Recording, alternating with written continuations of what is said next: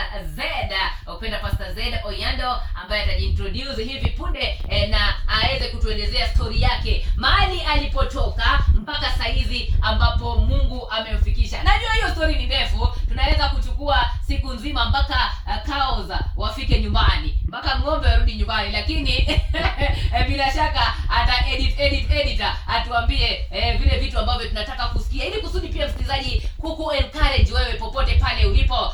Na kabla ya kusikia sauti yake msikilizaji, pia unaweza kuendelea kushiriki uone kama utashinda kitu kwa hisani ya Africa Leverage Technologies. Kwa washindi ni wengi sana hii leo siku ya Ijumaa. Bonyeza star 624 hasha. Tumesema kwamba zingatia umri wa miaka 18 kwenda juu, cheza kwa makini na uangalifu tafadhali, na ujue kwamba shilingi 20 inatozwa katika kila ujumbe, na grand prize 300,000 Kenya shillings, lakini unaweza kujishindia shilingi 3,000, 1,000, 5,000, 10,000, 20,000, 30,000, 50,000. Maboksi ni 6, chagua lucky box kuanzia namba 1 to namba 6 star 624 hash. Karibu sana Pastor Z. Wow. Bari asubuhi bwana. Salama sana, nashukuru Mwenyezi Mungu. Kwema. Kwema kabisa. Tunashukuru. Kiswahili kizuri hapa. Kiswahili kizuri hapa jamani. Hapa tunazungumza Kiswahili safi ndugu yangu. Lakini wewe si lazima uzungumze kama mimi. Mimi nimekuwa mshirika wako leo. Usije ukang'ata ulimi bwana. Mambo yakaenda segemnege. Wow. Karibu tena kwa mara nyingine. Asante, nashukuru sana. Yes. My sister Cynthia. Yes. Anyango. Mm. Anyango. Ndio mimi mwenyewe hapa. Kifahamu Kiswahili sana. Nachanganya kiwango fulani. Usitie shaka jamani. Kiswahili kina wenyewe, lakini umebahatika kwa mmoja wao. Nimebahatika kwa mmoja wao. Ni ukweli kabisa. Kwa hivyo ni furaha yangu kuwa mahali hapa siku ya leo katika studio zetu za ABC Radio Taifa. Yes. Nashukuru sana kwa mwaliko huu. Nafurahia. Nasema Bwana kubariki sana. Yes kabisa bwana. Nafasi kama hii. Yes. Nimesema tu Pastor Z Oyando, lakini unaweza pia ukajiintroduce mwenyewe. Wanasema usiandike na mate hali wino uko hapa. Wow. Wino ushafika. Kwa hivyo nashukuru Mungu, jina langu ni mtumishi wa Mungu Z Oyando. Yes. Nimezaliwa kule Bunyore. Sehemu za Luanda. Vihiga County. Pale kuna Busakami huko.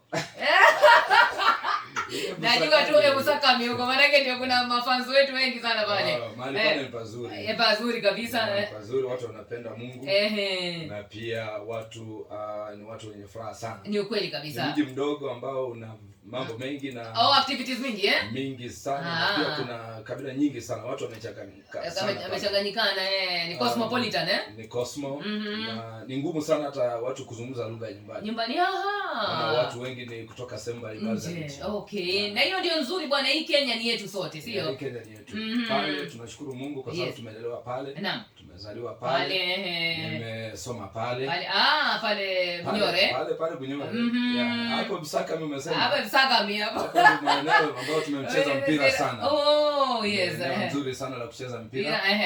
Na hapo nilikuza pia talanta hapo Busakami. Ndio ulikuza talanta hii ya usanii ama? Ya kucheza mpira. Wewe pia ni mwana soka? Nimecheza soka sana. Sijajua mambo kama hayo bwana. Hata nikija mji huu wa Nairobi, tamanio langu lilikuwa ni kujiunga na timu ya soka. Ya Harambee Stars. Ni kwamba nikatamani sana nikaweze kuwa mchezaji. Alafu nini ikatokea ama ukupata nafasi? Mambo ni mengi. Masanjo machache. Mambo ni mengi. Kwa hivyo katika mazungumzo ya leo, labda uenda nitagusia kabisa. Labda ndio maana umesema nikaweza kufanya summary. Ili kwamba katika muda ambao tulio nao mchache huu uweze ukatosha msikilizaji akuelewe na pia awe encourage, sio? Maisha ilikuwa vipi kule Bunyore kusema ule ukweli, miaka yako ulipokuwa ukikua? Miaka yangu ambayo Mungu alinipatia kuzaliwa. Nashukuru Mungu. Mara ya kwanza nikasema ya kwamba mimi nimezaliwa pale Luanda. Na pia Mungu amenijalia kuoa pale. Ni hapo. Nimepata pale. Yaani wewe uko hutaki kutoka nje. Kila kitu ni hapo, masomo ni hapo, bibi ni hapo. Nikaona hizi vitu vya kwetu vizuri. Vizuri kweli. Nikajipatia mapema. Na unajua ndio unamjua anyway. Wewe kama ningeingia mjini mapema kabla sijapata. Ungeumia ndugu yangu. Ningeambulia hapa tu labda. Hapa mijini kuna mambo jamani. Kwa hiyo nimeoa pale, niko na mke mzuri anaitwa Madam Bridget.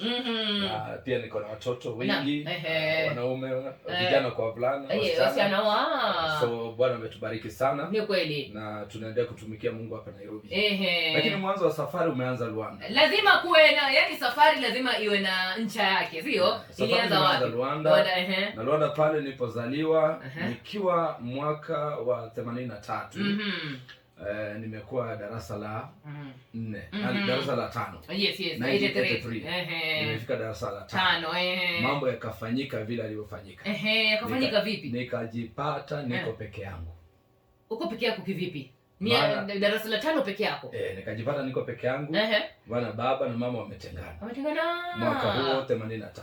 Na unajua mama na baba kutengana hapo inaleta confusion kubwa sana kwa watoto. Sasa hapo ndio mambo imeanza. Sasa wewe hapo ni mtoto wangapi? Hapo mimi ni mtoto wa pili. Wa pili, yes. Lakini kijana peke yake. Wote ni mademu mademu tulikuwa na mademu na vijana wengine wavulana, lakini waliondoka wakati wamezaliwa, wengi wamekufa kwa katika idadi ya watoto kama kiwango cha watoto 9. Lakini wengine wakafa wote wakiwa wachache, maana tulikuwa na maisha magumu sana. Uchawi na warogi walikuwa wengi. Kwa watoto wetu walikuwa wakizaliwa wakifika mwaka 1, miezi 6 ameaga. Mwaka 1, miezi 6 ameaga. Maisha magumu sana hayo Pastor. Kwa hiyo ikabidi mama akaondoka. Yes, akaona hapa jamani. Akaona hapa ni kubaya. Ni kweli, hata wewe pia unaweza ogopa kama binadamu. Kwa hiyo mamangu kuondoka sio tulikosana na baba. Mama aliondoka kwa sababu ya vituko vya shetani. Shetani alikuwa ameinukia jamii yetu na mkono wa ajabu. Akatupiga viwango vikubwa. Jamani, poneni. Mpaka mama na baba wakatengana. Ilikuwa jambo la kusitikisha sana, maana katika huo umri tulikuwa wachanga wote. Mnahitaji yale mapenzi ya wazazi kweli sana. Na msichana wetu mkubwa alikuwa amefika darasa la 6, anaitwa Martha. Na msichana ambaye ananifuata anaitwa Nifa. Alikuwa